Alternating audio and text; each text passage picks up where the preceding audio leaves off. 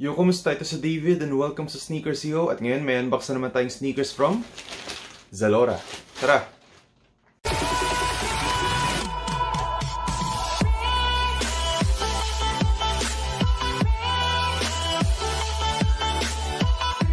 Bagong lahat, huwag niyong kalimutan mag-subscribe sa Sneakers Yo at i-hit yung notification bell para ma-notify kayo kapag may bago akong upload.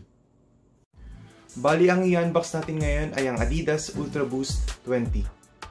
Ang ADIDAS ULTRABOOST ay isang running sneaker na unang na-release noong 2015 at kino-consider ito bilang isa sa mga pinaka-komportabling sneaker ngayon. Bali, ang i-unbox nating ADIDAS ULTRABOOST ngayon ay ang latest version nito na na-release ngayong 2020. Bali, i-unbox natin itong sneakers na to at after ng unboxing, ipapakita ko sa inyo yung on-fit look nito para magkaroon kayo ng idea kung ano itsura niya kapag suot-suot na. So, ito na yung item. So, bago natin na buksan, pakita ko lang sa inyo kung ano yung mga nakalagay sa package.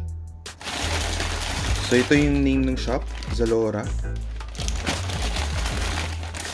Tapos, ito naman yung details ng package. Bali, itong particular item na to, galing to sa Malaysia. So, natagalan yung pagdating nito. Kasi usually, ang usual na estimated time of arrival ng mga items kapag umorder kayo sa Zalora, 7 to 16 days lang. Yun yung mga items na nagaling dito mismo sa Pilipinas. Pero dahil nga itong particular na sneaker na to, galing abroad, medyo natagalan talaga yung pagdating nito. So, ang mode of payment ko din dito ay COD or cash on delivery. So, buksan na natin.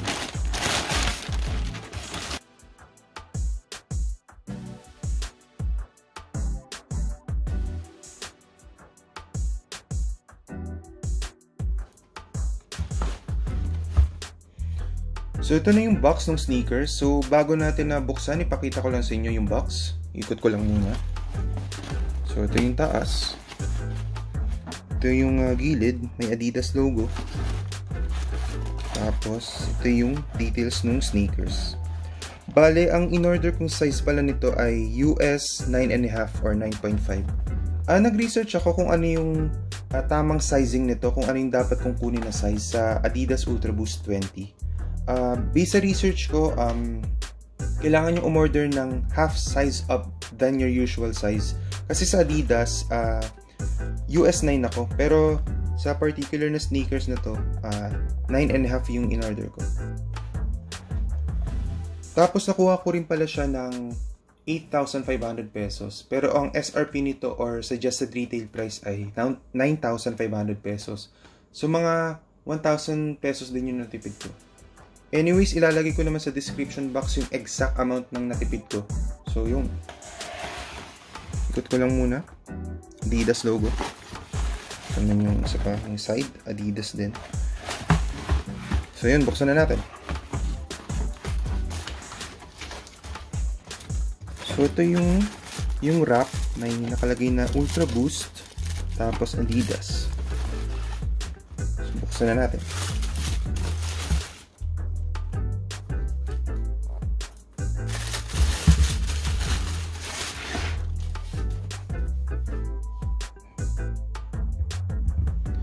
So, ito na yung ADIDAS ULTRABOOST 20. Bale, ang napili kong kulay ay all gray or triple gray. So, close up na natin. Bale, yung material na dito sa upper ay parang primeknit or meshing material. Tapos, kung mapapansin nyo, parang one piece lang lahat halos. Diba yung usual na sneakers, may dila, parang nakahiwalay siya dito sa upper. Pero this time, para siyang medyas. Yun yung, ganun ko siya madidescribe. So, ito yung side. So, ito para siyang may cage ito. Tapos, makikita nyo may 3 stripes din. Tapos, yung material pala nitong parang cage. Parang rubber na plastic. So, parang nagbibigay siya dito ng support. So, makikita nyo, ito yung boost technology. Parang foam. Tapos ito yung toe. Ito parang knit or mesh yung material. Ito siya.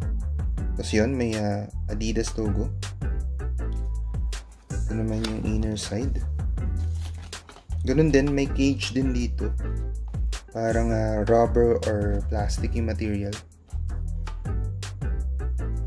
Ito yung boost. Para siyang foam. Ito naman yung heel. Para siyang dito may parang bar. Ito yung parang heel. Siguro pang ano din to, pag sinusuot mo, madaling suotin.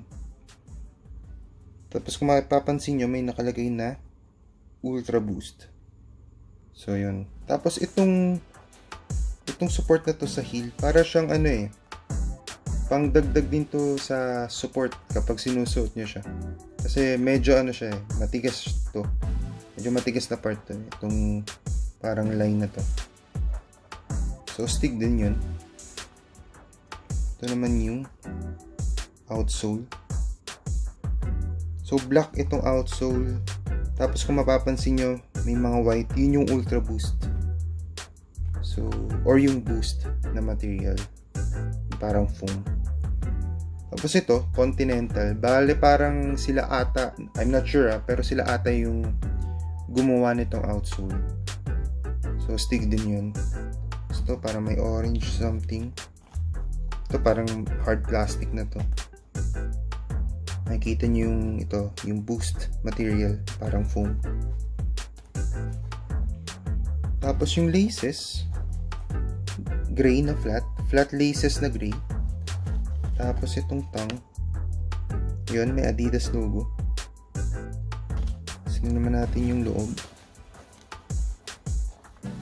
Ayan, may nakalagay na prime blue.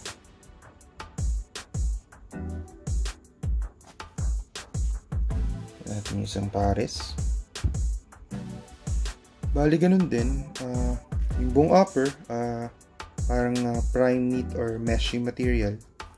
So parang may cage siya na plastic or rubber. Tapos ito yung foam, yung midsole. Ito yung boost technology. Ito naman yung heel. Makikita nyo, may nakalagay na Ultra Boost.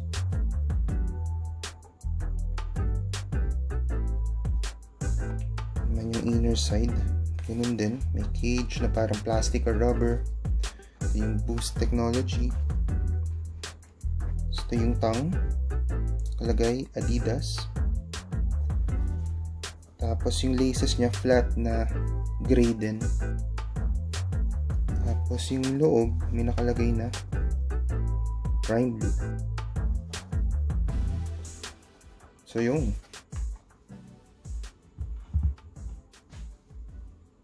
maraming salamat sa panonood ng unboxing na to at muli, huwag niyong kalimutan mag-subscribe sa Sneakers Yo. Kung nagustuhan nyo to, please i-like nyo at i-share nyo. Kung may questions kayo, recommendations, suggestions, feel free to share them sa comment section sa baba. Muli ito si David at ito na ang Adidas Ultra Boost 20 on feet. Salamat!